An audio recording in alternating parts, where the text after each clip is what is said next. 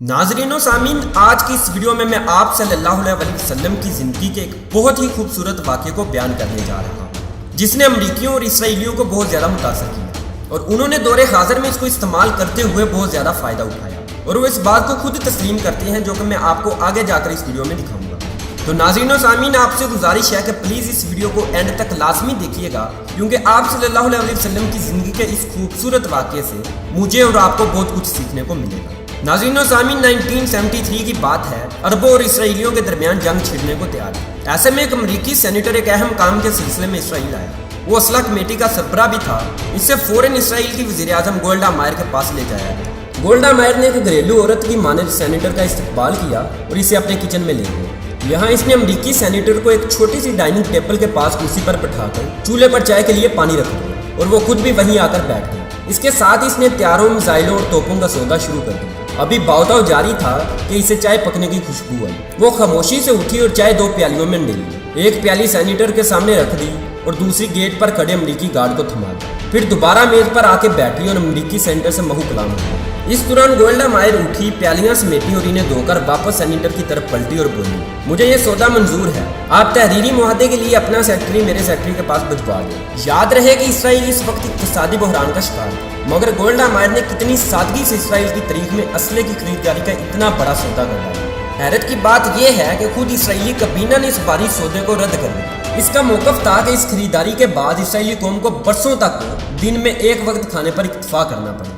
Golda مائر نے ارکان کابینہ کا موقف سنا اور کہا، آپ کا خدشہ درست ہے، لیکن اگر ہم جنگ جیت گئے اور ہم نے عربوں کو پسپائی پر مجبور کر دیا تو تاریخ ہمیں فاتح قرار دے گی، اور جب تاریخ کسی قوم کو فاتح قرار دیتی ہے تو وہ بھول جاتی ہے کہ جنگ کے دنوں میں فاتح قوم نے کتنے انڈے کھائے تھے اور کتنی بار کھانا کھایا، اور اس کے دسترخواں پر شاید مکھن جیم تھا یا نہیں، اور ان کے جوتوں میں کتنے سوراخ تھے، یا ان کی تلواروں کے نیام پھٹے پرانے تھے۔ فاتحہ صرف فاتحہ ہوتا ہے۔ گولڈا مائر کی اس دلیل میں اتنا وزن تھا، لہٰذا اسرائیلی کابینہ کو اس سودے کی منظوری دینا پڑی۔ آنے والے وقت نے ثابت کر دیا کہ گولڈا مائر کا قدم کتنا درست تھا۔ پھر دنیا نے دیکھا، اسی اسلحے اور جہازوں سے یہودی عرب کے دروازوں پر دستک دے رہے تھے۔ جنگ کے ایک عرصہ بعد واشنگٹن پوسٹ کے نمائندے نے گولڈا مائر کا انٹرویو لیا اور سوال کیا کہ امریکی اسلحہ خریدنے کے لیے آپ کے ذہن میں جو دلیل تھی وہ فوراً آپ کے ذہن میں آئی تھی یا پہلے سے حکمت عملی تیار کر رکھی تھی؟ گولڈا مائر نے جو جواب دیا وہ بہت چونکا دینے والا تھا۔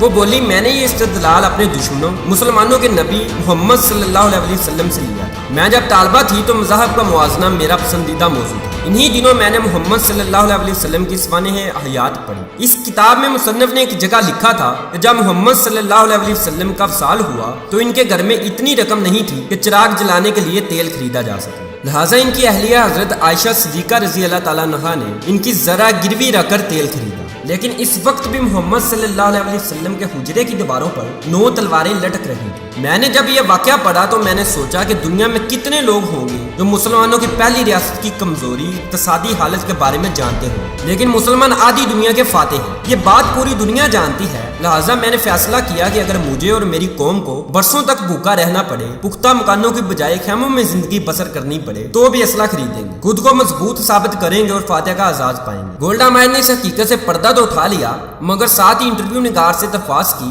کہ اسے آف دی ریکارڈ رکھا جائے اور شائع نہ کیا جائے۔ وجہ یہ تھی کہ مسلمانوں کے نبی کا نام لینے سے جہاں اس کی قوم اس کے خلاف ہو سکتی ہے، وہاں دنیا میں مسلمانوں کے موقف کو تقویت ملے گی۔ چنانچہ واشنگٹن پوسٹ کے نمائندے نے یہ واقعہ حذف کر دیا۔ وقت دھیرے دھیرے گزرتا گیا، یہاں تک کہ گولڈا مائر بھی انتقال کر گئی اور وہ انٹرویو نگار بھی عملی صحافت سے الگ ہو گئے۔ اسی دوران ایک نامہ نگار امریکہ کے 20 بڑے بڑے نامہ نگاروں کا انٹرویو لینے میں مصروف تھا۔ اس سلسلے میں وہ اسی نامہ نگار کا انٹرویو لینے لگا جس نے واشنگٹن پوسٹ کے نمائندے کی حیثیت سے گولڈا مائر کا انٹرویو لیا۔ اس انٹرویو میں اس نے گولڈا مائر کا واقعہ بیان کر دیا جو سیرت نبوی صلی اللہ علیہ وسلم سے متعلق تھا، اور اس نے مزید کہا کہ اب یہ واقعہ بیان کرتے ہوئے مجھے کوئی شرم محسوس نہیں ہو رہی۔ گولڈا مائر کا انٹرویو کرنے والے نے مزید کہا کہ میں نے اس واقعے کے بعد جب تاریخ اسلام کا مطالعہ کیا تو میں عرب کی جنگی حکمت عملیاں دیکھ کر حیران رہ گیا، کیونکہ مجھے معلوم ہوا کہ وہ طارق بن زیاد جس نے جبل الطارق کے راستے میں اسپین فتح کیا تھا، اس کی فوج کے آدھے سے زیادہ مجاہدوں کے پاس پورا لباس نہیں تھا اور وہ 72 گھنٹے پانی اور سوکھی روٹی کے چند ٹکڑوں پر گزارا کرتے۔ یہ وہ موقع تھا جب گولڈا مائر کا انٹرویو نگار قائل ہو گیا کہ تاریخ فتوحات گنتی ہے دسترخواں پر پڑے ہوئے انڈے، جیم اور مکھن۔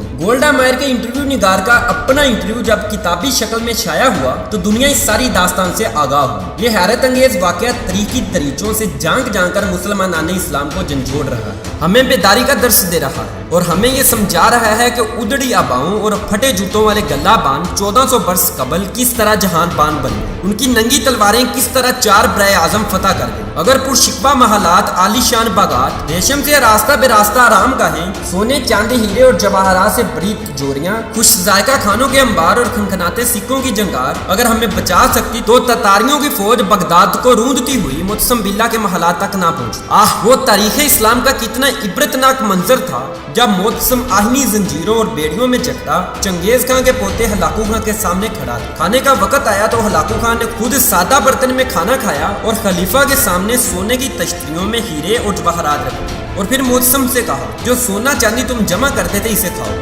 बगदाद का ताजदार बेचारगी और बेबसी की तस्वीर बना खड़ा था और वो बोला, मैं सोना कैसे खाऊं? हलाकू खान ने फौरन कहा, तो फिर तुमने ये सोना चांदी जमा क्यों किया? वो मुसलमान जिसे उसका दीन हथियार बनाने और घोड़े पालने के लिए तरगीब देता था कुछ जवाब न दे सका। हलाकू खान ने नजरें घुमाकर महल की जालियां और मजबूत दरवाजे देखे और सवाल किया, तुमने इन जालियों को पिघलाकर आहनी तीर क्यों न बनाई? तुमने ये जवाहरात जमा करने की बजाय अपने सिपाहियों को रकम क्यों न दी ताकि वो जानबाजी और दलेरी से मेरी अफवाज का मुकाबला करते? खलीफा ने तासीफ से जवाब दिया कि अल्लाह की यही मर्जी थी। हलाकू ने कटकदार लहजे में कहा, फिर जो तुम्हारे साथ होने वाला है वो भी खुदा की मर्जी हो। फिर हलाकू खान ने मोतसम को मखसूस लबादे में लपेट कर घोड़ों की टापों तले रोंद डाला और बगदाद को कब्रिस्तान बना डाला। हलाकू ने कहा, आज मैंने बगदाद को सफ़े हस्ती से मिटा डाला और अब दुनिया की कोई ताकत इसे पहले वाला बगदाद नहीं बना सकती। तारीख तो फतूहात गिनती है, महल, लिबास, हीरे जवाहरात, लजीज खाने नहीं। अगर हम जरा सी भी अक्लो शौर से काम लेते तो बरसगीर में मुगलिया सल्तनत का आफ्ताब कभी गुरूब ना हो।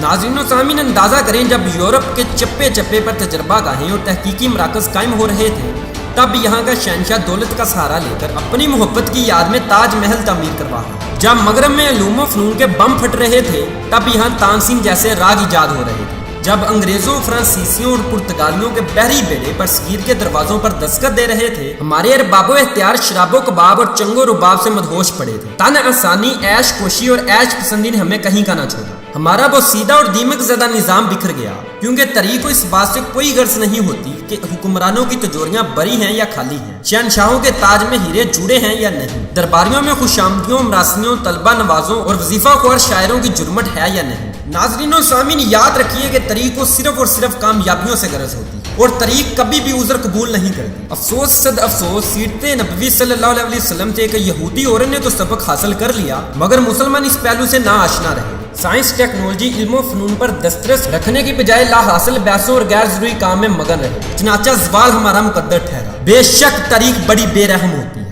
अगर वीडियो अच्छी लगी हो तो इसको लाइक करें और अपने दोस्तों के साथ शेयर करें। अगर आप इस तरह की मजीद वीडियोस देखना चाहते हैं तो आप हमारे चैनल ए लिंक प्रोडक्शन को सब्सक्राइब कर सकते हैं। So guys, I will catch you all in the next one. Allah Hafiz.